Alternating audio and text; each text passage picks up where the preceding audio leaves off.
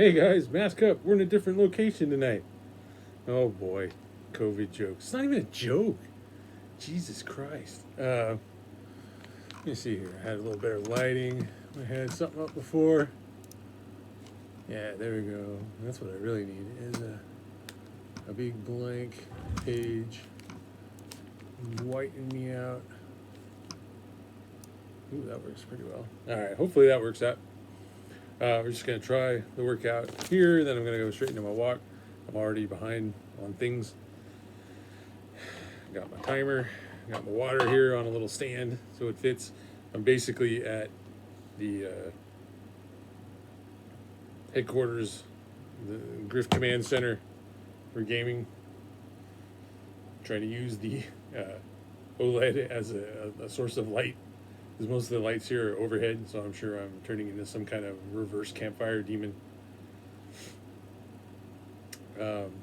Need to do a video on Capcom LNS, put that up.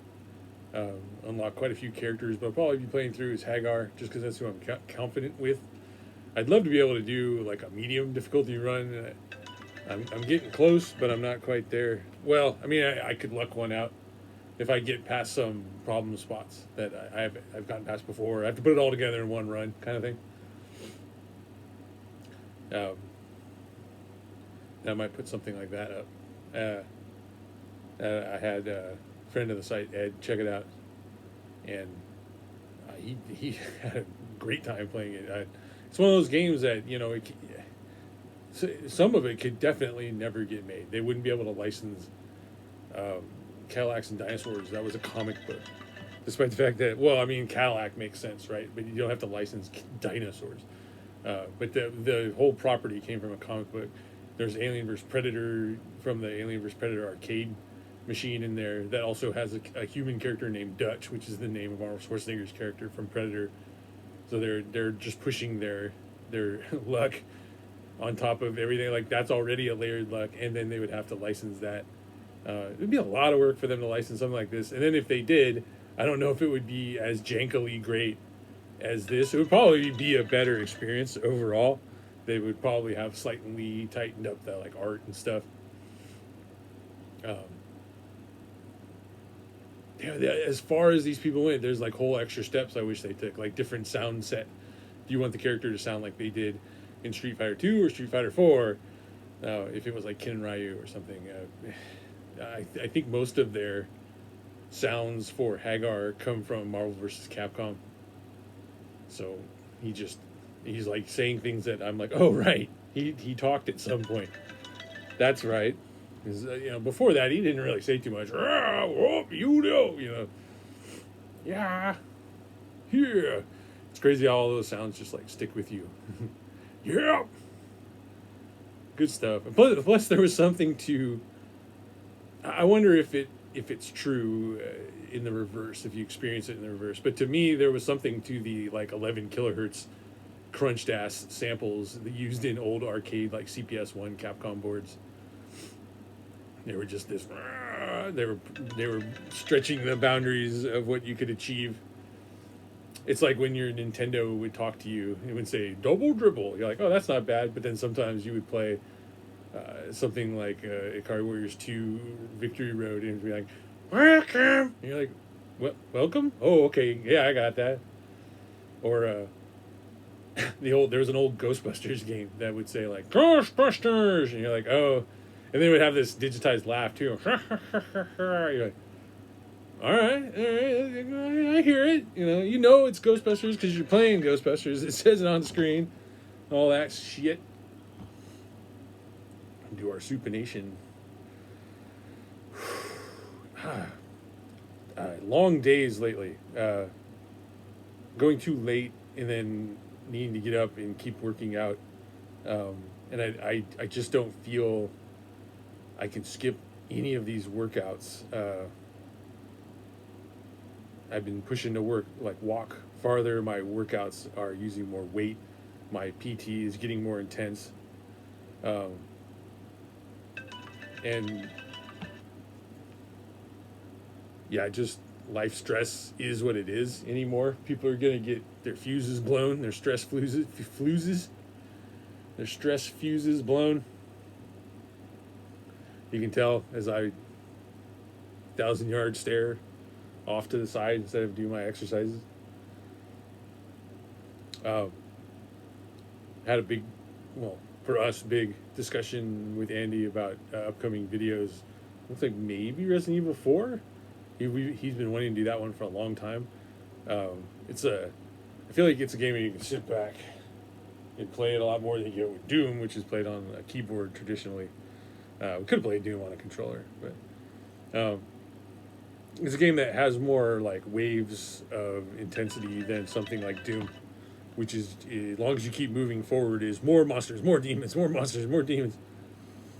You just keep hitting the button and keep going. We also might have a bonus Doom episode. Need to look up a Mac-only WAD that Andy used to have. I think he used to have. He just put it to me that there was a Mac-only WAD, and I wonder if we could play it. As far as I know, if we can get a hold of that WAD and it just plays in Doom, it's okay that it was made on and for Mac, unless it uses something explicit to the Mac code, which the point of it being Mac Doom is that it's the same Doom. So I hope there's no issue there. In the PR Boom that we play on, which is a source port version of Doom, should allow for it should actually just like accommodate for it in general. It would be possible. What I mean is, it's possible that version of Doom that we're playing, PR Boom, like can act like the Mac one if it's necessary. One of the ways I was trying to get it to act like the Mac one was to have the Mac music, so we could have some samples, some runs where the music sounded like that.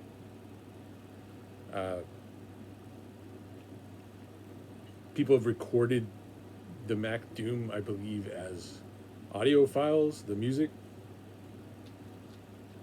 I think I have that. We never ended up implementing it. But like emulating their they use MIDI on both, but it was like there was a different MIDI. I want to say my memory was very much so that when you updated or you could do something to what was it called? There was a sound that QuickTime way back in the day. QuickTime on Mac would have like its own little sound font, which is what you use with MIDI style music, and they had more instruments versus the amount of instruments you had on for QuickTime or something with QuickTime. Come on, get me brighter there. There we go. Flippity flu. They had more instruments, so when you played something on the Mac version, the Mac interpretation of a MIDI, whether if it used QuickTime or not, it generally just sounded different because it just the way they would implement things, like there was MIDI. It is just such a mess. I seem to remember you would change the QuickTime, and you could go into QuickTime and choose a different QuickTime set of instruments, and that's the word QuickTime a lot. Anyway, but then when I go look it up, people are like, well, most of the games use their own like audio implementation, so I'm like, oh yeah, that's probably right. It might be that I'm confusing my memories of Doom with my memories of Monkey Island, which might have used QuickTime and then Doom didn't, and they both are doing QuickTime. Well, they both are doing MIDI, but they're doing their own ways of like translating it to Mac. In the end, as a kid, the end result was that I always wanted to hear like the way it was meant to be played. I wanted to hear like the PC MIDI Roland synthesizer perfect version of these songs. But now that I'm older, I'm like, well, I can get that because everyone wanted that, and that still just exists. But the Mac stuff's a lot harder. The emulators are a lot more rough. They just aren't. They haven't come along as far, and so it's like harder to get a hold of the Mac. And now we're losing the Mac thing, and we still have the PC thing. And I'm like, well, now I have the PC thing I always wanted, but I didn't want to lose the Mac thing. Oh God. I guess I'm just sort of a preservationist at heart, and then like I realize that whatever you hear first, you generally like the most. So that's a thing too. The music we used when we did our Doom playthroughs sounded great, so it's never a conditional like that. Where I was like, what have we done? What has science done? So yeah, maybe some Resident Evil, definitely some Capcom LNS Ultimate. Um, I wish I could just play it right now, but I got to get my workouts going, and I'm already just late. Like I said, just we're burning the candle at both ends.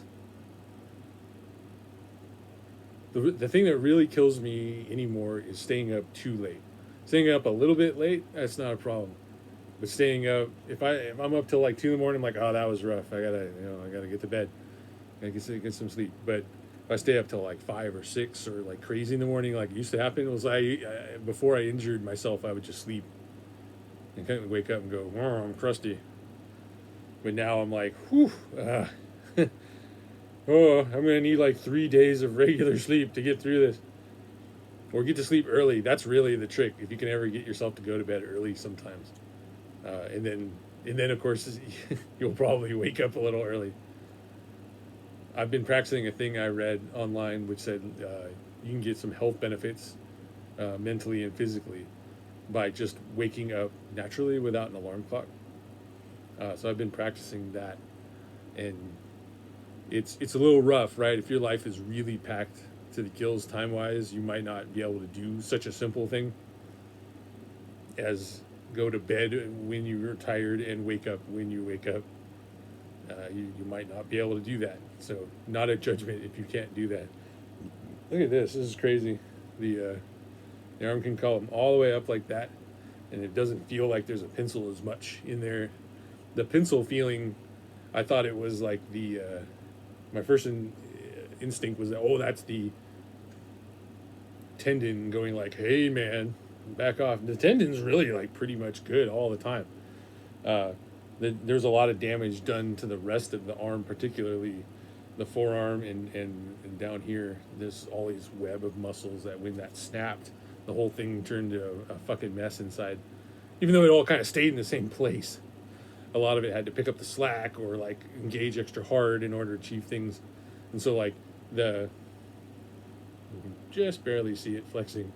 The muscle right there worked really hard, and when we were first doing exercises like that, it felt like it was gonna like rip apart. It was just working, so I thought something bad was happening to it. It was just working too hard. And then the muscle here, dorsum radio, I believe, ulnar nerve, that muscle hurt whenever I was doing any like lifting, scooping motions with the arm. It could hurt like really bad, and that wasn't even the injured arm. That wasn't the injured part of the arm.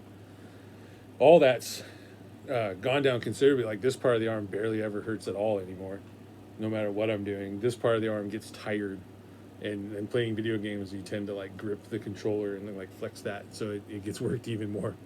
I don't think avoiding games is necessarily the answer, because it's not that it hurts, it's that it aches, like it's been in a big workout. So I'm going to try and keep gaming, because I was getting into a weird groove where I was like falling out of gaming because I was like prescriptionally off of it. And now I'm jumping back into it. It's like a relapse or something, you know. It's just crazy. It's taking more time out of my busy schedule. But okay, guys, so let's cut this off here so everybody can get back to their lives and not be following me all day. Like, subscribe, all that stuff. It really helps. The human psyche just needs that little bit of support. It's crazy how little you need. You need a little. Some people can manufacture their own, and they're fucking special. But I really appreciate all the upvotes and stuff I get. Thanks, guys.